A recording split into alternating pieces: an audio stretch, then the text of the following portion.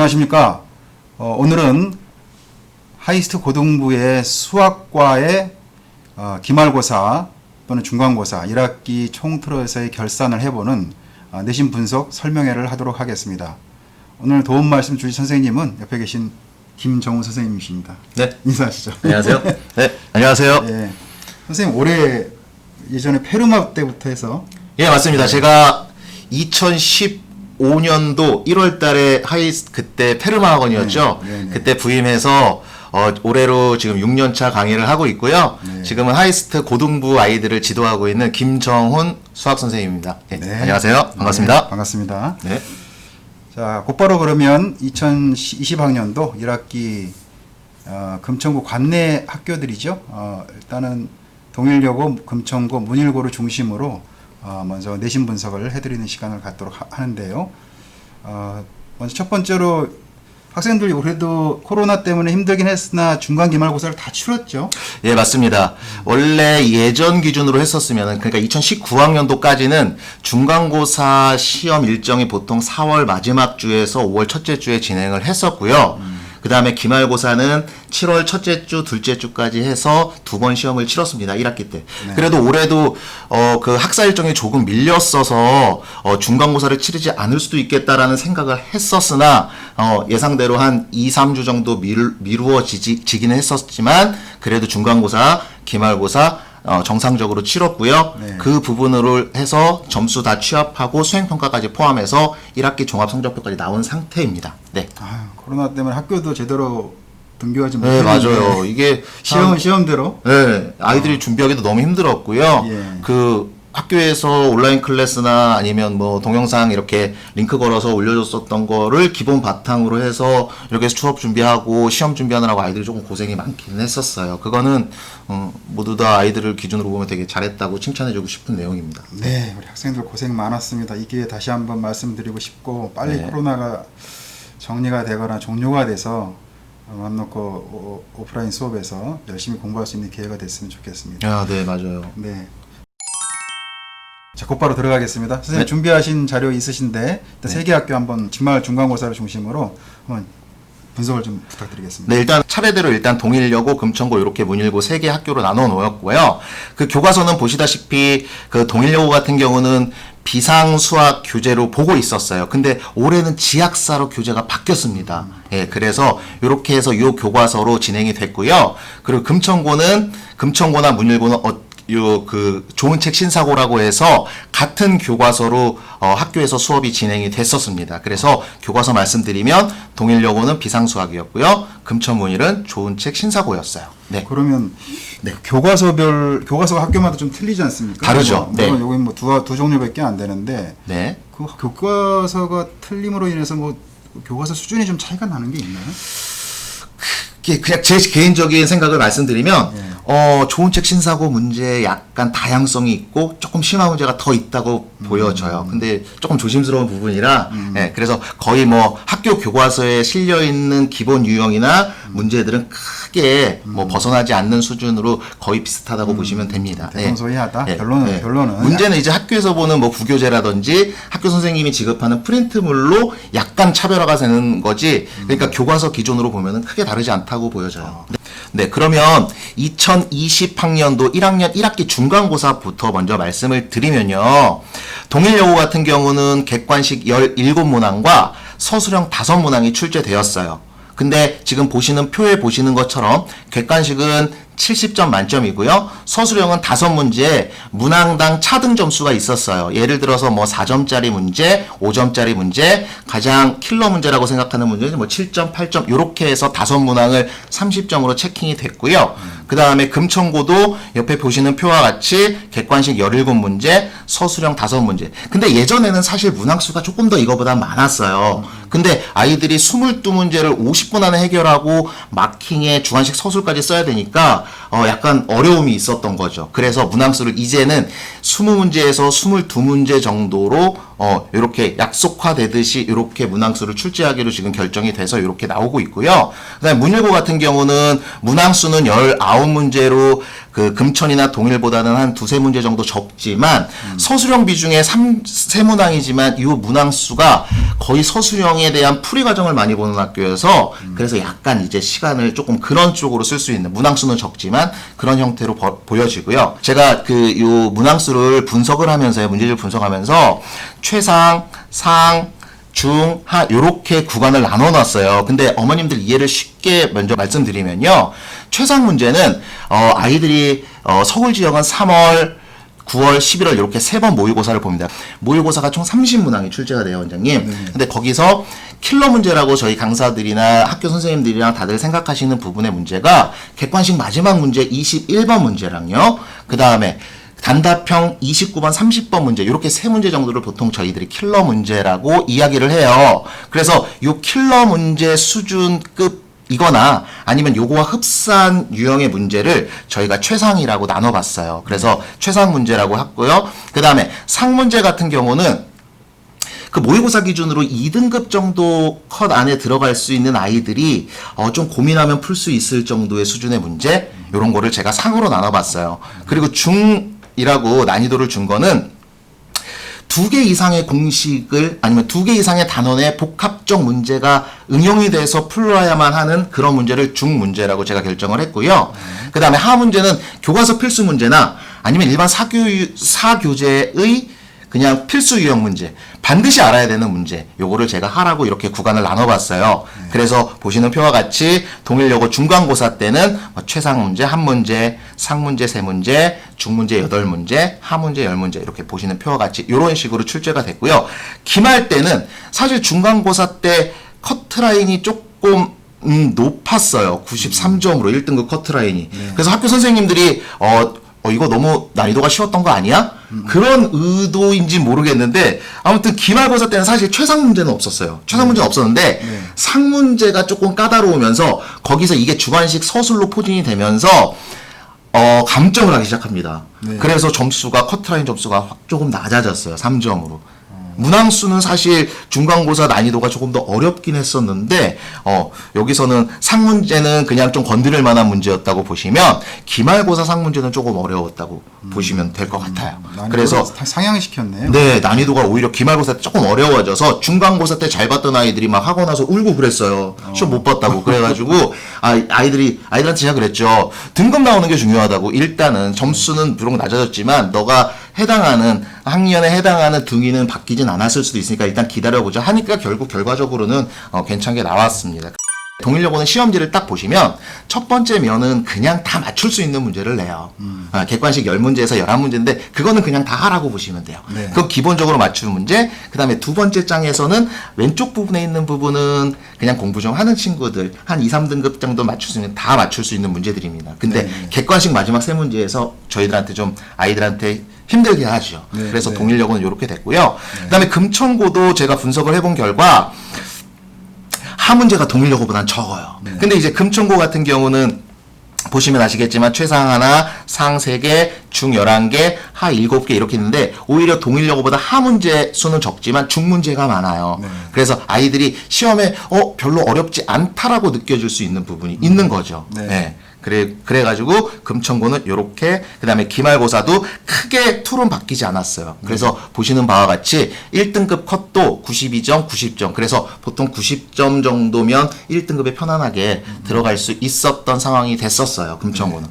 그리고 이제 문일고를 보시면요. 문일고는 아까 말씀 잠깐 드렸는데 객관식 문제는 16문항에 주관식 서술형 3문제여서 문항수에 대한 그런 압박은 사실 없어요. 근데 다만 문일고는 문제가 뭐냐면 서술형 보시면 아시겠지만 3문항에 30점이에요. 배점이. 한 문제당 10점이라는 얘기죠. 그리고 전년도로 올라가면은 그건 뭐 좀 이따 다시 말씀드리겠지만 그때는 36점, 최장 40점까지 서술형 점수가 갔었어요. 그때 문항수가 지금보다는 많았었죠. 근데 이제 세 문항에 한 문항당 10점씩 내니까 문일고는 그런 특징이 있어요. 어머님도 아시겠지만 그 10점짜리 문제를 내고 조각 나눔을 합니다.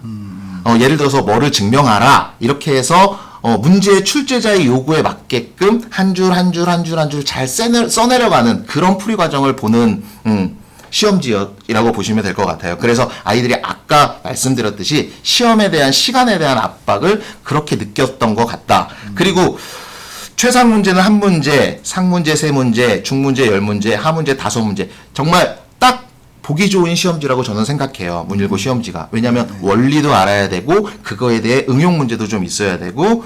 그래서 난이도는 뭐 동일여고랑 문일고랑 크게 다르지 않다고 보시지만 1등급 커트라인이 확실히 점수가 낮죠. 이게 주관식 서술형 채점 때문에 이런 결과가 벌어진 것 같아요. 그래서 아이들이 시험을 보고 이렇게 학원에 와서 선생님 저 오늘 다 맞은 것 같아요. 이렇게 얘기를 해요. 그래서 그래 한번 보자. 근데 제가 봐도 이 서술형은 이 아이가 어떻게 써내려갔는지에 대한 부분을 정확히 캐치가 힘들잖아요. 그래서 그럼 일단 점수 나오는지 한번 하고 보자. 그러면 애들이 그 다음날 이제 정오를 하고 학원에 등원했을 때는 막 얼굴이 막 구겨져 있어요. 그래서 왜 그래? 그러면은 말도 안 되는 걸로 선생님이 점수를 감점하셨다고 이렇게 얘기해서 좀 많이 속상했었던 경우들이 있었어요.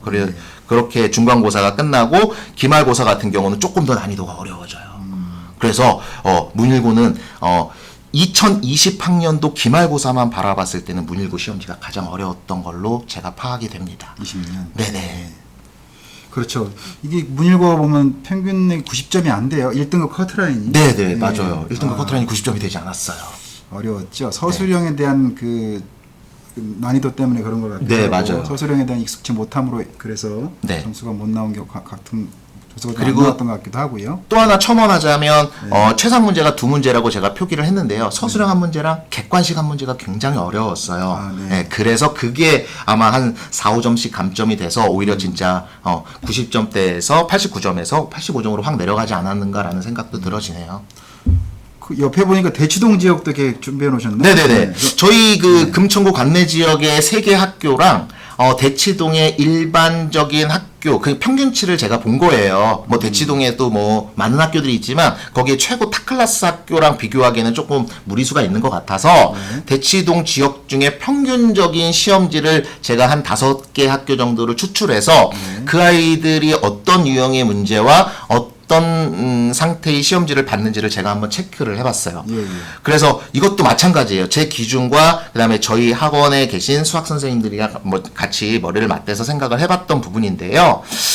저희 금천구 관내 지역이랑 크게 다르지 않다고 저는 봅니다. 왜냐하면 보시다시피 최상 문제가 2문제, 상문제가 4문제, 중문제 9문제, 그다음에 하문제가 2문제. 그러면 아이들이 느끼는 체감할 수 있는 부분에 대해서 역시 대치동 시험지는 어려워. 라고 얘기하는 게 그냥 기본적으로 맞출 수 있는 문제가 2문제밖에 안 된 거죠.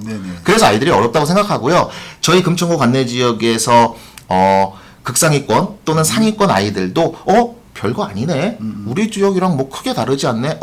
이거 선생님이 강조했었던 문제였는데 이거 선생님이 요거 모의고사에서도 우리가 좀 많이 힘들었었던 문제 또 나왔네? 이런 유형의 문제여서 금천구 관내 지역과 대치동 지역의 시험지를 봤을 때 너무 큰 이렇게 갭이 있다고 보지는 않아요. 그래서 이렇게 정리가 되었네요. 네, 선생님들이 많이 강남 지역 특히 대치동 지역 학교들을 시험지를 분석해 보시면서 내린 나름대로의 소결이신데 네네. 중학교 때나 그래도 우리 지역 관내의 수학 시험지하고 대치나 목동 지역의 시험지를 비교 분석 많이 하잖아요, 그죠? 그랬을 때는 좀 어느 정도 차이가 있었어요. 중등 부분요? 그랬는데 이제 고등부 같은 경우는 이제 선생님 설명대로라면은 그렇게까지 난이도의 격차가 심하지 않게 내신 문제가 출제된다는 얘기시고. 그럼 그걸 거꾸로 다시 한번 생각해 보면.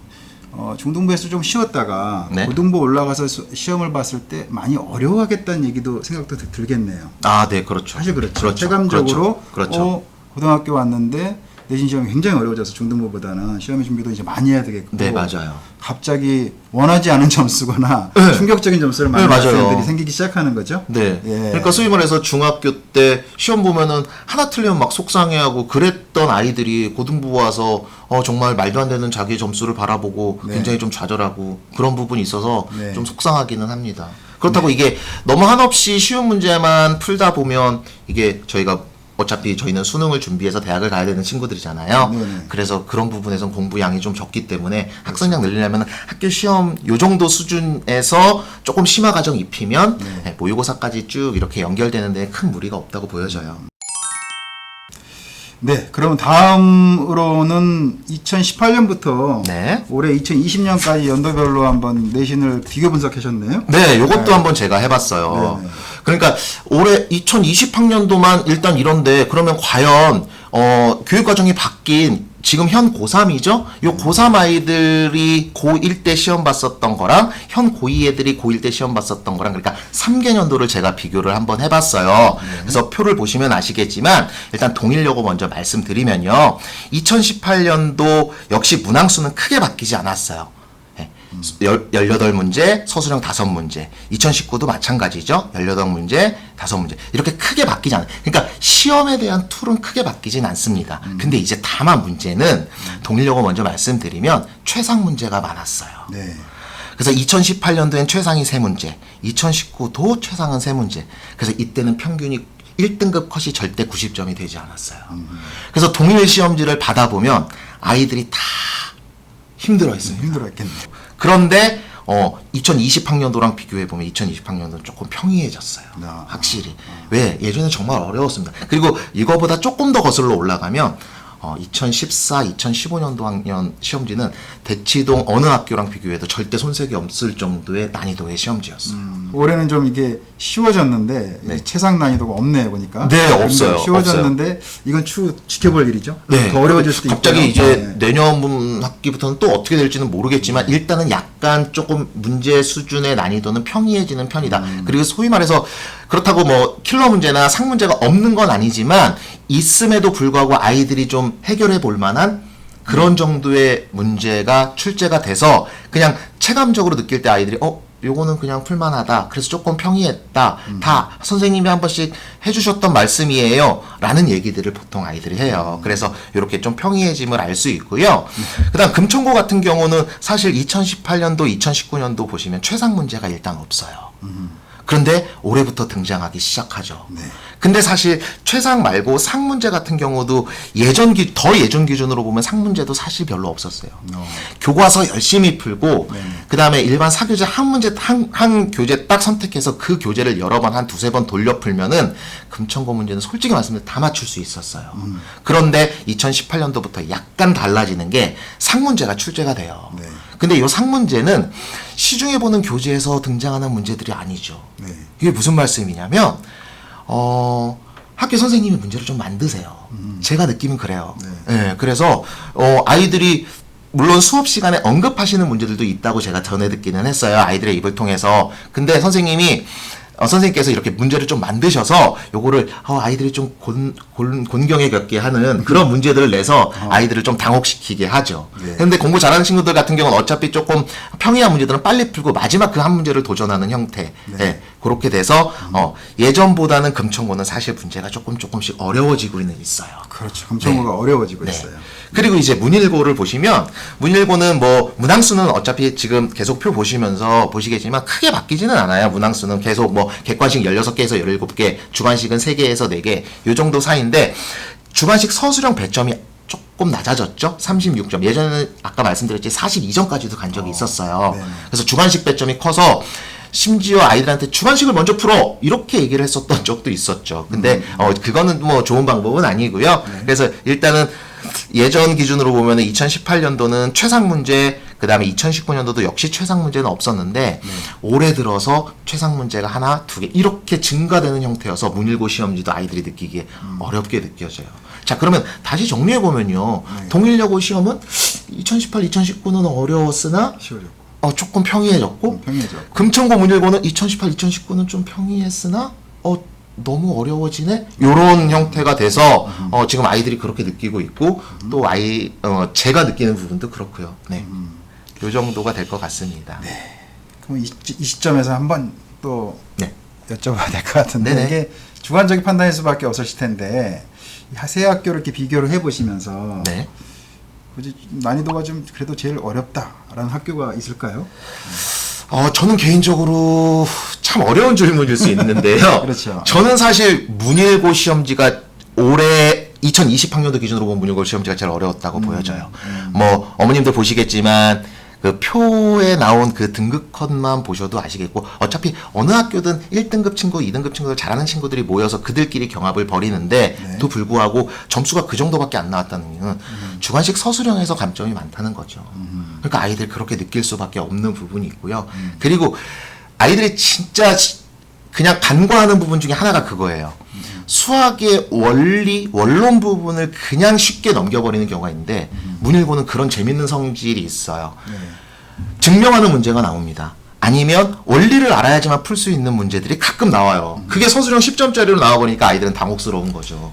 그래서 문제 출제자의 의도와 조금이라도 벗어나면 그냥 부분 점수 이제 감점하기 시작합니다. 10점 만점에서 뭐 8점, 7점, 6점 이래서 아이들이 어렵게 느껴지고 제가 느끼기에도 사실 제가 예쁘게 최선을 다해서 쓴다고 해도 그 문제의 출제자의 의도와 같지 않다면 감점당할 수도 있는 부분이라 아이들이 좀 어렵게 느끼지 않을까라는 생각이 드네요. 네. 그리고 넘어가기 전에 잠깐 그 내신 요 부분에 대해서 제가 추가 설명 잠깐 드리면요. 동일여고는 교과서를 꼭 보셔야 돼요. 교과서 생각해보기나 교과서에서 우리가 쉽게 넘길 수 있는 부분, 뭐 심화 문제, 아니면은 한 번 더 생각해보자, 요런 게에서 그거를 희한하게 변형해서 선생님들이 문제를 내요. 네네. 문제를 내세요. 네네. 그래서 그 부분에 대해서 미리 언급해 주시는 부분도 있습니다. 네. 아, 여기서 요런 거는 시험에 나올 만하지 않니? 요렇게 하면서 넘어가시는 경우 100% 나옵니다. 네. 여지없이 시험에 나와서 동일여고는 교과서를 꼭 준비를 하는 게 맞고요. 네. 그 다음에 금천고 같은 경우는 그 공립고여서 선생님들이 5년에 한 번씩 이렇게 자리를 바꾸세요. 뭐 금천고에서 근무하시다가 다른 학교로 가시고, 다른 학교에서 근무하시다가 금천고로 오시고. 근데 새롭게 부임하시는 선생님께서 문제를 의욕적으로 좀 만드시는 부분이 계세요. 네, 그래서 그런 부분도 사실 수업 중에 언급이 있다고는 들었어요. 아이들이 그렇게 얘기를 해요. 선생님이 이렇게 좀 창의적인 문제, 아니면 프린트로 아까 자체 제작 프린트를 주실 때 그런 좀 특이한 문제들이 있었어요. 선생님 처음 본 문제가 있었어요. 그럼 저한테 갖고 오기도 하죠. 그래서 같이 풀어보면은 조금 신박하기는 해요. 문제들이. 처음 본 문제고, 요거는 어디서도 찾아보지 못한 문제인데, 라는 문제들이 있어서, 그런 문제들이 한 문제씩 끼어 있어요. 네. 그래서 그 문제를 요새 해결하는 그런 좀 준비도 해야지, 금천고는 좀 재미있을 것 같고요. 그 다음에 이제, 문일고 같은 경우는 아까 말씀드렸지, 주관식 배점이 크기 때문에 한 문제당 서술형 쓰는 연습들을 많이 하셔야 돼요. 근데 요 부분도 만약에, 야, 이번에는 어떤 증명 문제를 낼 거야.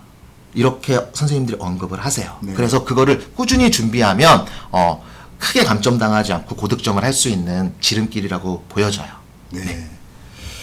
뭐 그런 얘기죠. 금천고 학생들 사이에서 이제 새로운 수학 선생님 오셔서 네네네. 선생님이 굉장히 의욕적으로 이렇게 수학 문제에 대해서 굉장히 어렵게 출제하신다는 얘기가 있으시죠? 네. 그래서 저도 처음 보는 문제들도 가끔 있고요. 네. 근데 분명히 생각을 하면은 풀 수 있는 문제들이 있기는 있어요. 네네네.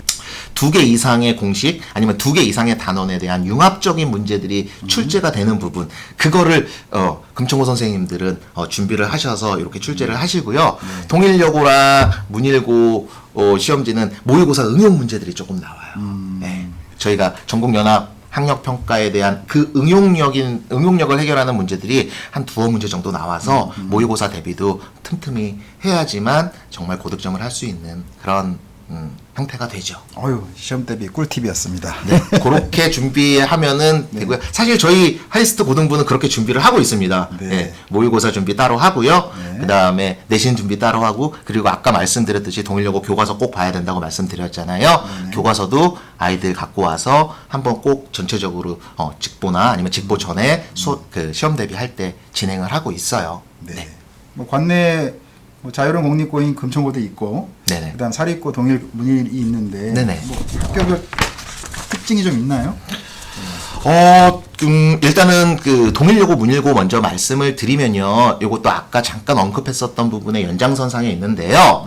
동일여고, 문일고는 일단 사립고등학교이기 때문에 학교에서 선생님들이 오래 계세요. 오래 계시죠. 네, 거기서 실제 처음에 부임하셔서 은퇴하시는 선생님들까지도 계시기도 하고요. 그렇죠. 그래서 문제의 패턴과 문제의 난이도와 그게 크게 오르락내리락 하진 않아요. 예측이 가능하다는 얘기 예측이 있습니다. 약간 가능하다고 보여져요. 약간, 왜냐하면 그 전에 아까 2014년도, 15년도 그때는 문제가 너무 어려웠다. 어려운 문제를 출제하기로 결정을 했었던 부분이었던 것 같기는 해요. 네. 학교 뭐 수학 과장님이나 아니면 예하 수학 선생님들께 이렇게 좀 어려운 문제, 난이도 있는 문제를 내라. 이렇게 말씀을 하셨을 수도 있겠죠. 근데 지금 같은 경우는 그냥 교과서의 큰 틀을 벗어나지 않는 선에서 아이들이 조금 생각하고 깊게 사고해야 되는 문제들을 한 두어 문제 끼워내서 1등급 옥석 가리기를 그렇게 하는 게 좋을 것 같아 라고 해서 그렇게 출제되는 경향이 있고요. 금천고 같은 경우는 기본 베이스를 깔아주는 문제에 아까 말씀드렸듯이 신박한 문제들이 등장합니다. 그런 차이들이 있을 수 있겠네요. 있을 수 있어요.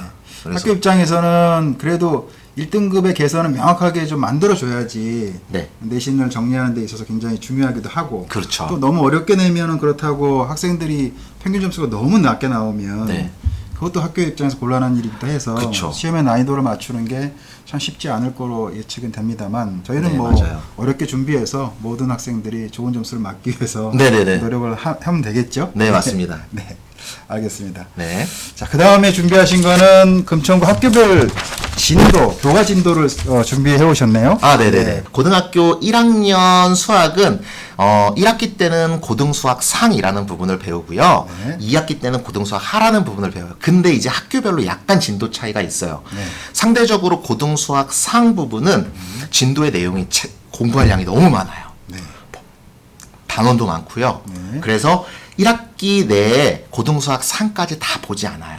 뒤에 소단원 한 2개 정도를 남깁니다. 실제 기말고사 범위도 그 전까지고요. 그 다음에 고등수학 하 부분을 2학기 때 보통 배운다고 생각하는데 1학기 때 남은 부분하고 2학기 때까지 해서 1학년 마지막에 고등수학 상하를 다 끝내기는 해요. 어느 학교든. 근데 이제 2학년 1학기에 이제 딱 가면은 동일여고 먼저 말씀을 드리면요. 동일여고는 2과목을 다 배워요. 문과든 이과든 인문이든 자연이든 다 2과목을 배웁니다. 수원하고 확통, 수원하고 확통 이렇게 배우고요. 2학기 때는 수토확통, 수토확통 이렇게 해서 그러면 쉽게 정리하면은 문과든 이과든 1학기 때는 수원, 2학기 때는 수투, 그 다음에 확통을 1년 동안 가지고 가요. 1년 동안 4번의 시험으로 해서 확통을 짧게 나누어서 수업 시수도 배분도 4, 2 이렇게 해가지고 2시간 정도만 일주일에 합니다. 수화는. 확통은. 그리고 나서 이제 3학년 때 가면은 이제 문과 같은 경우는 수원, 수토, 확통을 다 배웠잖아요. 그래서 경제수학이라는 거를 개설을 해서 경제수학을 공부를 하고요. 그 시간대 모의고사 준비도 한다고 들었어요. 그리고 이제 이과 같은 경우는 지금 수원 확통을 다 수원 수토 확통을 배웠기 때문에 미적하고 기하 중에서 선택해서 배우겠죠. 그렇게 해서 동일여고는 이렇게. 이제 금천고랑 문일고는 문과는 되게 비슷해요. 보시면 그냥 고등학교 2학년 1학기 때는 수원, 그 다음에 2학기 때는 2학년 2학기 때는 수투, 그 다음에 3학년 1학기 때는 확통 이렇게 딱 예쁘게 모양새로 수원, 수투, 확통 이렇게 3학기에 나눠서 배우는데 이과 같은 경우는 좀 틀려요. 지금 이과는 수원 기하, 2학기 때는 수투 기하 이렇게 기하를 미리 배웁니다. 그렇군요. 근데 시험은 중간 때 그러니까 중간고사 때 1학기 때 예를 들어서 수원 기하를 배우면 수원도 시험 보고 기하도 시험 보잖아요. 그건 아니었어요. 수원만 시험을 보고 기하는 기말고사 때 수원 기하 이렇게 2가지를 다 봤던 거죠. 그러니까 기말고사 준비할 때 조금 학습량이 너무 많았었죠, 아이들이. 그랬던 형태였고요. 그리고 3학년 1학기 때는 이제 이과의 필수 과목이던 미분, 확통 이렇게 배우고 있습니다. 그리고 문일고 같은 경우는 약간 이제 말씀드릴 게 많은 게 문일고 이과 같은 경우는 2학년 때 수원, 2학년 1학기 때 수원, 2학기 때 수투를 배워요. 근데 총 이과는 5과목이라는 말이죠. 5과목 수원, 수투, 미적, 확통, 기하. 그러면 3개의 공부를 3학년 때 다 시켰어요. 지금 현 고3이 이렇게 공부를 했어요. 그래서 이거에 대해서 조금 아이들이 학습량이 너무 많고 해야 돼. 수학에 시간을 투자할 게 너무 시간이 많아서 그래서 요거를 이제 내년에는 바뀐다는 이야기가 있어요. 당연히 바꿔야겠네요. 미적분이나 확통이나 기하 셋 중에서 하나가 내려와야 되는 걸로 알고 있어요. 그래서 이제 보통 확통을 그 동일여고처럼 확통을 1년 동안 나누어서 하고 마지막에 미분이나 미적분이나 기하를 하는 형태가 될 것 같기는 해요. 그렇군요. 학교마다 조금씩 이제 그 진도별 차이가 있었고 동일여고나 이제 문일고도 그 커리큘럼에 대한 변동이 계속 있을 것 같고. 이거를 확언할 수는 없는데 지금 현재 상태는 이렇다. 근데 사실 어느 학교도 예측 가능한 거는 문과든 이과는 수원, 수투까지는 일단은 고2 때는 한다. 그리고 나서 이제 이과에서는 기하가 먼저 들어갈지 미분이 먼저 미적분이 먼저 들어갈지는 아직은 모른다. 뭐 이런 진도의 차이는 뭐 우리 지역에서 약간의 차이는 있을지 모르겠습니다만 전국적으로 이제 비교해 봤을 때도 이런 진도를 평이하게 가지고 가는 게 대세죠. 네, 맞아요. 그렇게 맞아요. 되고 2학년 때 이제 하나 정도의 다른 과목들을 집어넣어서 네. 진도를 좀 맞춰 나가서 가는 것이 평이한 어떤 진도일 텐데. 네, 맞아요. 금천고도 그렇게 조정되고 있고 일부는 진행하고 있었던 거고요. 네네. 내신과 이제 시험 대비에 대해서는 어느 정도 이제 얘기가 끝난 것 같고. 네네네. 그래서 또 학교 진도도 좀 말씀해 주셨고, 이제 그러니까 수학 얘기를 조금 더 진행해 보자면 내신과 수능의 차이 뭐 이런 것들이 좀 있을 수 있죠. 있죠, 있죠. 부모님들도 이 학교를 선택하면 수능 대비를 잘할 수 있는 건가요? 즉 뭐 진도가 또는 내신 시험이 수능과 연계성 있는 문제들을 많이 내나 이렇게 질문도 하시는 부분도 있고 네. 그것이 고교 선택의 기준일 수도 있고 네. 여러 가지 의문들이 많이 생기실 텐데 진도상으로는 뭐 다른 학교하고 평이하다고 이제 보는 거고요. 네. 그렇지만 이제 근본적으로 내신과 수능의 차이점들이 좀 있을 텐데 네. 그 부분에 대해서 조금 설명해 줄 수 있으신가요? 일단은 어머님들이 좀 착각하시는 부분이 가끔 있을 수는 있어요.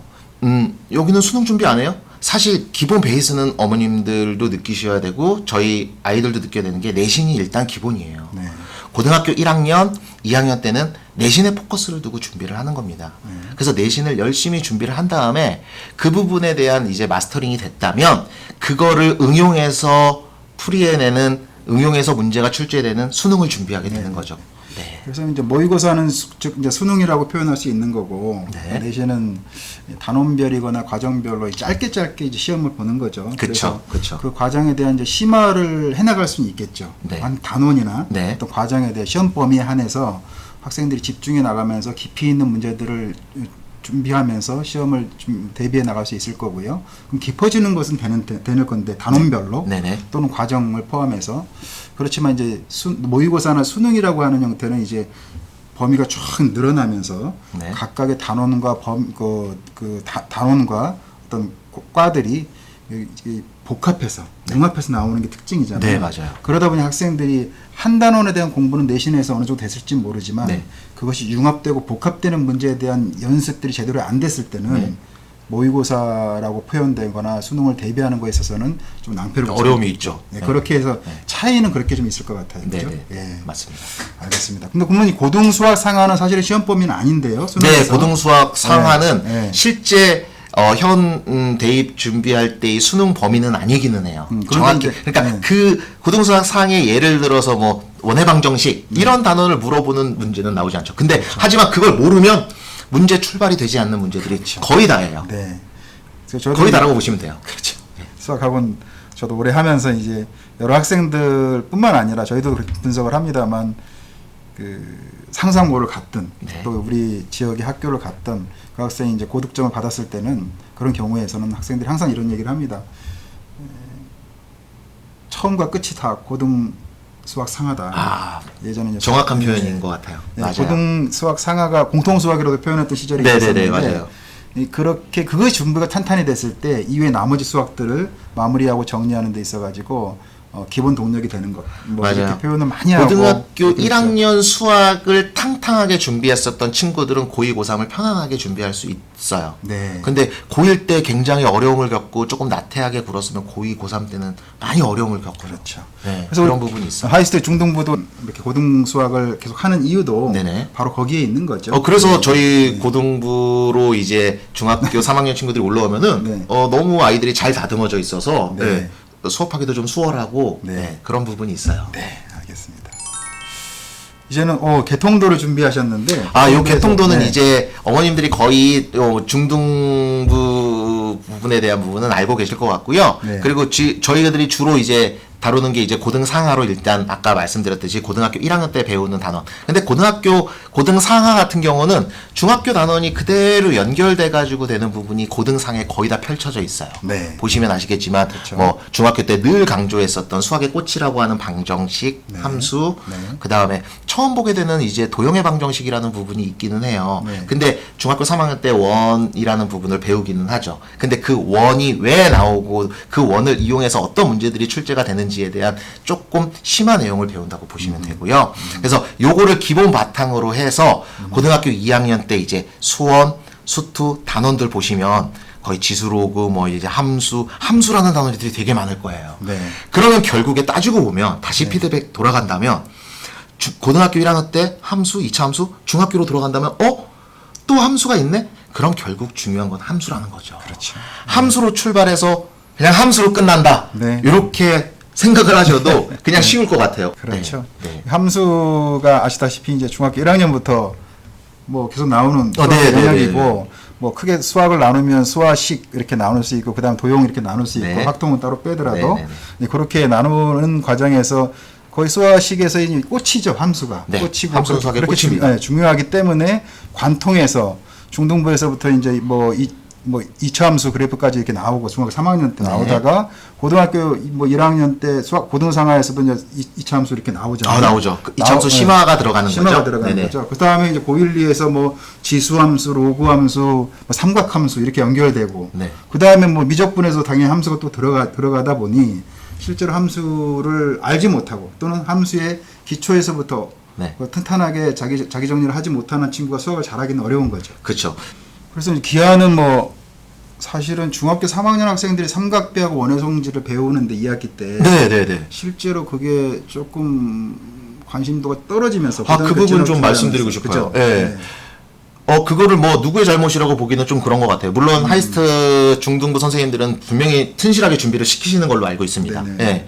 근데 사실 삼각비, 원, 그냥 쉽게 학교에서는 심지어 시험도 안 보고 그냥 넘어가는 학교들도 있다고 들었어요. 그렇죠. 예. 그러니까 생략이 되는 거죠. 네네. 그럼 아이들이 확실히 당위성이 떨어지는 게 시험을 보면은 아이들이 공부를 해서 그 부분에 대해 지식을 습득하고 있는데 시험을 안 보면 안 해요. 네네.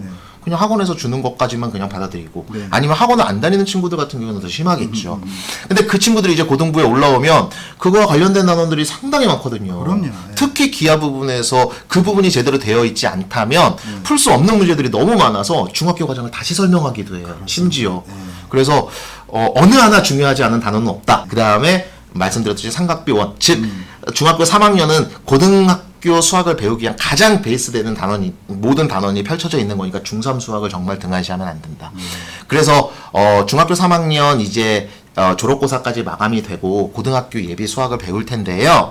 그 전에 중학교 3학년께 내가 조금 스스로 튼튼하게 무기가 되어 있지 않다라고 판단되는 친구들 같은 경우는 중학교 3학년 교재를 하나 사세요. 아니면 지금 있는 교재를 처음부터 다시 끝까지 한번 풀어본다는 생각으로 준비를 해야 될 것 같아요. 그러면 고등학교 수학을 배우는데 조금 어려움이 좀 덜합니다. 그건 확실해요. 우리 친구들도 선생님이 말하는 게 정말 틀린 말이 하나도 없어요.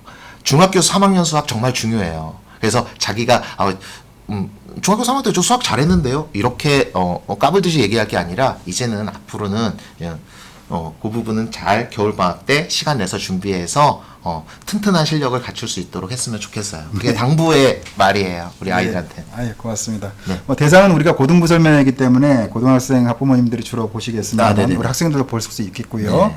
그렇지만 중등부 선생님, 부모님들 보실 수 있기 때문에 학생들도 마찬가지지만 특히 이제 3학년 2학기 때 기하 파트 쪽에서 뭐 삼각비나 그죠 원의 성질이나 이런 쪽에 대해서도 제대로 공부를 좀 해야 될 거고 도형 파트에 대해서 이거 자체가 실제로 뭐 고등학교 올라갔을 때 기하 단원에만 들어가는 게 아니잖아요. 네네. 실제로 함수 단원에서 도형이 꼭 필요한 거고. 네, 맞아요. 맞아요. 그것이 기초가 안 됐을 때 고등 수학에 대한 그 어려움이 확 체감될 수 있기 때문에 맞습니다. 지금 3학년 학생들도 긴장 놓치지 마시고 2학기 과정 튼실하게 준비하는 것 또 한번 강조드리고 싶네요. 네네. 맞습니다. 네, 좀 정리의 말씀 좀 드리겠습니다. 수학은 뭐 어머니들 매번 들으시겠습니다만 모든 과목 중에서 가장 선두에 서 있는 과목이기도 합니다. 대학에서의 수학의 비중이 가장 높고요. 또 난이도도 높기 때문에 좋은 등급을 맞았거나 좋은 점수를 맞았을 때 그 반영 비중이 가장 최선으로 문과든 이과든 날 수밖에 없는 과목이기도 하죠.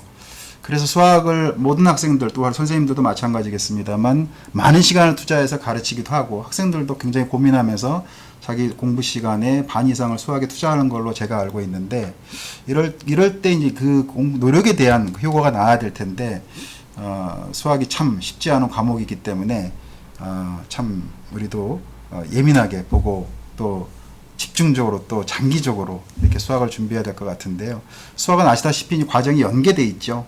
다른 과목들도 연계성은 어느 정도 있습니다만 수학처럼 연계성이 많은 과목은 없을 겁니다. 그래서 중학교부터 탄탄하게 수학을 준비하고 고등학교까지 이어지는 과정에서 하나라도 그게 누실되거나 이렇게 자기한테 제대로 다가오지 않았을 때 나머지 과정에서 이해하기가 힘들어지면서 수학을 어려워하거나 이렇게 기피하는 과목으로 될 가능성이 높죠. 그래서 매일매일 해야 되는 과목 중에 필수 과목이 수학일 테고요.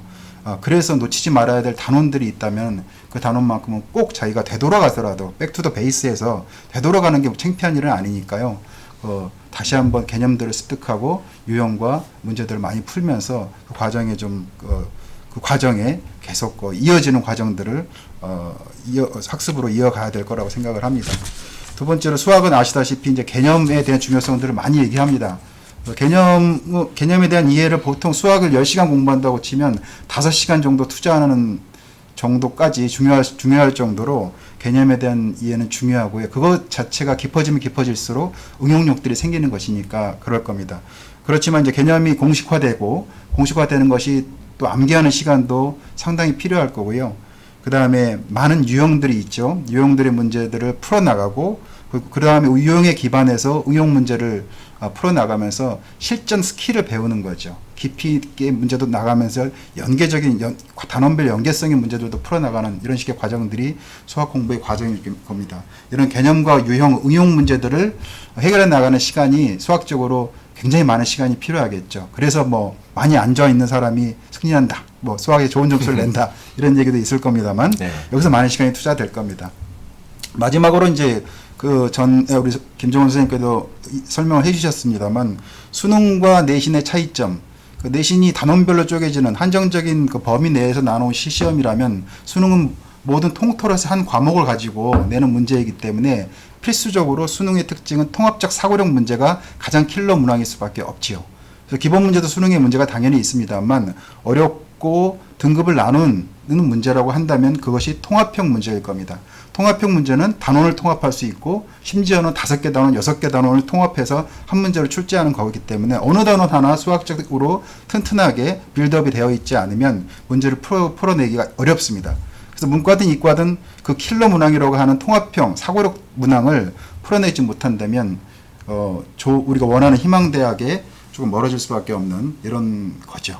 그래서 수학이 어려운 과목이고 끝까지 수능 전까지 풀어야 되는 과목이고 과정을 놓치지 말아야 되는 과목이고 개념으로부터 응용 문제까지 또 연계 문제까지도 풀어나가는 과정이기 때문에 많은 노력과 시간이 필요한 거라고 생각합니다. 네, 맞아요.